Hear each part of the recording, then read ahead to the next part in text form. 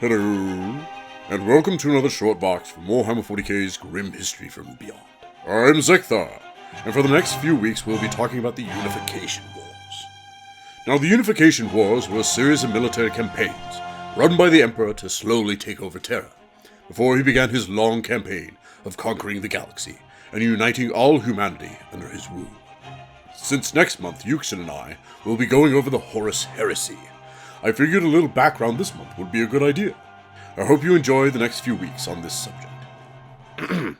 Now, before we can cover the Unification Wars, we have to set the stage as to why they even took place. And to do that, we have to go back to the 25th millennium, at the end of the Age of Technology. Now, for the last 10,000 years, humanity grew in abundance, in both population as well as technology. It was a time of much wealth and knowledge, known as the Age of Technology. Now, the Age of Technology saw the development of the specialized psychic mutants known as navigators, and the earliest use of the warp for interstellar space travel and astropathic communications by human beings. The greatest extent of human interstellar space exploration and colonization across the galaxy took place during this period, after the development of the warp drive that allowed faster-than-light space travel. Other notable developments included the first appearance of the Standard Template Construct, also known as an STC, database system, and the constructs remembered in legend as the Men of Iron. Powerful, self-aware robots and artificial general intelligences. The STC systems, once ubiquitous across human space, lapsed into disuse, or the knowledge they contained was fragmented or lost outright. Now, the Adeptus Mechanicus of the 41st millennium have made finding a complete, untainted STC system their ultimate goal, and are willing to go to any lengths to find even the smallest fragment or lost archaeotech contained within the STC database. Now, during this time, humanity had reached its technological peak. The STCs had been perfected by human scientists and engineers to allow rapid colonization of new worlds using the standardized designs for a common suite of advanced technologies held within it. Its invention was followed by the unprecedented expansion of humanity throughout the galaxy. Now, one of the reasons humanity was so successful at conquering a large part of the galaxy during the Age of Technology was the development of the artificial intelligence and self-aware humanoid constructs known in the ancient texts as the Men of Iron. These powerful and fully autonomous labor and combat robots won many wars for humanity, but for some reason turned against their organic masters at the end of the Age of Technology. During this ancient conflict, remembered only as the Cybernetic Revolt, both sides unleashed fearsome weapons of advanced technology. This included the Mechnivores, massive thinking machines capable of lifting entire continents and ripping open chasms of planetary surfaces that extended down to the world's core. The Mechanivores could even absorb space-time itself as a form of data. Among other terrible weapons of mass destruction unleashed at this time were the serpentine machines called Sun Snuffers, that uncoiled into great structures in a void larger than the rings of Saturn and were designed to devour the stars themselves. And perhaps the most common and dangerous of the weapons of this terrible war were the omniphages, swarms of intelligent microscopic nanomachines that could consume everything across the surface of a world in only solar hours. The cybernetic revolt was eventually won by an alliance of galactic powers, some of whom may not have even been human, but at a terrible cost.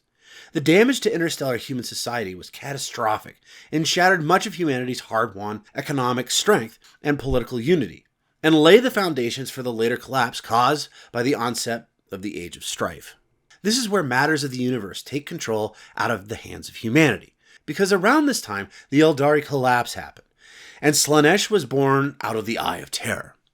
With humanity widely dispersed across the galaxy during the Age of Technology, they began to suffer from massive warp storms, making warp travel and astral telepathic communications impossible. This cut off many human colony worlds from one another, including those of the Sol system. Towards the end of the Age of Technology, Psykers first appeared amongst humanity. While persecuted by many backwards, regressive human worlds as witches, in enlightened and progressive societies, these Psykers were at first protected and accepted.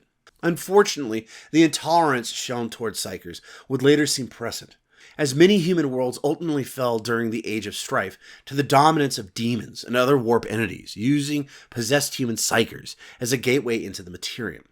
Only those worlds which had rigorously suppressed psychers ultimately survive relatively unscathed.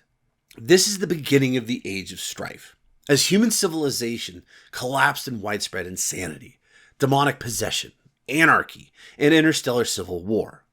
Terrible weapons of the golden age of technology were unleashed, devastating many human colonies and turning once verdant worlds such as Baal and its twin moons into eradicated desert planets. Once isolated and vulnerable, human colonized worlds also became prey to hostile alien species, such as the orcs. In a relatively short span of time, the once galaxy-spanning human civilization was brought to its knees, and was forced to endure nearly 5 Terran millennia of anarchy, terror, tyranny, war, genocide, and slavery. Other than tales of great suffering, little information has survived this dark time to be known to the men and women of the Imperium. While humanity began to falter throughout the universe, it wasn't much better on Earth.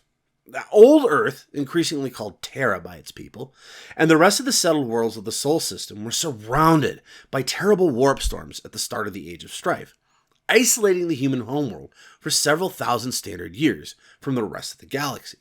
Control of the Sol system shifted constantly between the worlds of Terra and Mars during the first half of the Age of Strife. By the 28th millennium, almost all traces of advanced technical civilization on Terra were gone. Instead, techno-barbarians battled one another over scraps of the ancient human interstellar society that remained on the world. Little information still exists about this dark time, but it is known that brutal tyrants such as Caligan of Ursh, Cardinal Tang of the Indonesic bloc, and the half-mad, half-genius Narthan Doom of the Pan-Pacific Empire ruled during this era. Other known Terran nations of this time included the Earls, a center of industry, Germani, Gyptus, Murica, Afric, the Tarawat clan, and Alba. Another ethnicity mentioned in fragmented records from this time are the Nordic people. Mars, on the other hand, underwent a very different transformation. After a brief period of anarchy at the end of the Age of Technology, they saw the destruction of the Red Planet's once pristine terraformed ecosystem. The tech priests of the ancient Mechanicum emerged victorious over the Psyker mutants and rampaging artificial general intelligences, or Silica Animuses, that had claimed the surface of Mars. They slowly unified their homeworld beneath their theocratic rule in service to the belief of the cult Mechanicus of the machine god, the Omnissiah. The tech priests then visited Terra, but were appalled by the destruction and anarchy that ruled there, and saw nothing worth saving. Instead, the Martians studied the warp, and after many lifetimes learned to detect lulls in the raging warp storms. At the same time, the immense robotic fighting machines, known as Titans, were created to defend the Red Planet. For over 1,000 standard years, the cult Mechanicus watched and waited. Whenever a break in the warp storms occurred, an expedition was sent, complete with a full Titan legion, and thousands of servitors and tech priests. Some of these expeditions were lost in the warp, or died on a faraway world. Others succeeded in establishing forge worlds, industrial replicas of Mars and a theocratic society of the Mechanicum. Broken astropathic messages were transmitted to Mars, but it was not until the time of the Great Crusade that the forge worlds and Mars would be reunited. Now, getting back to old Earth, nothing remained of the once prosperous world of reason and justice. Instead, it had been replaced by savagery and horror. Techno-barbarian warlords and their warrior hordes continuously fought over the planet, which had become little more than a massive battleground for their wars of attrition. They made use of chemical, biological, and even thermonuclear weapons of mass destruction, and slowly transformed the cradle of mankind into a battered, post-apocalyptic wasteland across most of its scarred surface. Long before it left parlous and polluted, generations of war made the planet a wasteland, punctuated by fortified holdfasts built amid the wreckage of lost civilizations, and its inhabitants a mass of degenerate feral nomads. Insane prophets, cyber-augmented butcher kings, vivisector warlords, and religious demagogues led the warring tribes of old Earth, and the world was racked by never-ending conflict as one tyrant displaced another. Petty empires rose and disintegrated. Tribes formed, were destroyed and reformed as diminishing, brutalized shadows of lost glories and forgotten triumphs.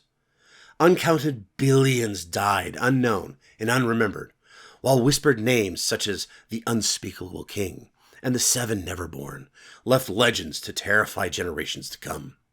Anarchy and bloodshed was lord over all. Khorne was very happy. It was against this backdrop of oppression, violence, and casual brutality that the Emperor of Mankind first revealed himself to the people of Terra, beginning in the 29th millennium, as a warlord more powerful than any other. In secret, he had been planning this moment in history for a millennia, ever since the age of strife had fractured what remained of the ancient human federation, which had once stretched across the galaxy. With his massive army of genetically enhanced warriors, who comprised the first units of the Imperial Army and would serve as the prototype for the later development of the Space Marines, the Emperor began his conquest of Terra with the intent to reunite the warring techno-barbarian nations into a unified planetary government. But the Emperor's true power lay in his rationality, his foresight, and his mastery of science was as unequaled as his might as a warrior, although few suspected the true range of his powers and abilities.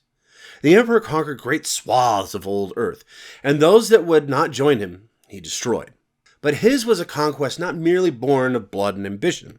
He had a higher calling. Where his dominion reigned, the idols of fear and blind faith were cast down, and order and rationality were raised up in their place. He intended to use the unified Terra as a springboard from which to begin his reconquest of the galaxy under the aegis of an Imperium of Man dedicated to the imperial truth of progress and reason. But he would not do this alone. Join us next week as we discuss the Emperor's most famous pre-Great Crusade era soldiers, the Thunder Warriors. Not only this, but we will go into great detail of their shortcomings, the Emperor's betrayal of them, and the most famous of their ranks, Eric Tyrannus. If you enjoy this Vox, please like, follow, subscribe, and comment. Also, feel free to check out our new shop where you can get some merchandise from the channel. Well, that be it. And as always, Until next time, this is Zeckthar, signing off.